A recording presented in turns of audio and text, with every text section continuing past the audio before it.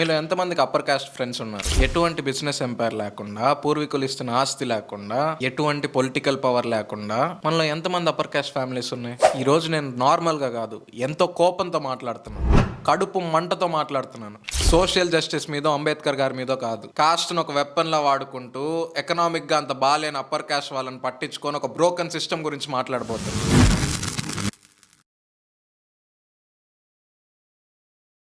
Upper caste సర్నేమ్స్తో పుట్టడం privilege అంటారు, కానీ ఆ సర్నేమ్ ఉన్న వాళ్ళలో ఎంతమంది ఎకనామిక్గా బ్యాక్వర్డ్ ఉన్నారు? నాకు తెలిసిన ఒక అప్పర్ కాస్ట్ అబ్బాయికి 90% వచ్చింది, అయినా కూడా కాలేజ్లో అడ్మిషన్ ఇవ్వలేదు. టాలెంట్ ల్యాక్ కాదు, రాంగ్ క్యాస్ట్ అవ్వడం వల్ల. మెజారిటీ అప్పర్ క్యాస్ట్లో పుట్టిన వాళ్ళకి కంఫర్ట్స్ ఉండవు, వాళ్ళని వాళ్ళు ప్రూవ్ చేసుకోవాలి అన్న ప్రెషరే ఉంటుంది. మెరిట్ ఉన్నా బాగుపడట్లేదే లైఫ్ ఇక్కడ. ఈ ఇష్యూ గురించి ఎవరైనా మాట్లాడడానికి చూస్తే వాళ్ళ క్యాస్ట్ ఈస్ట్ అని లేబుల్ వేస్తారు. ఈ రోజు మన ఛానల్ మీద లేబుల్ పడ్డా పర్లేదు, నేను దీని గురించి మాట్లాడతాను. ఎవ్వరూ మాట్లాడకపోతే ఎందుకు ఆలోచిస్తారు?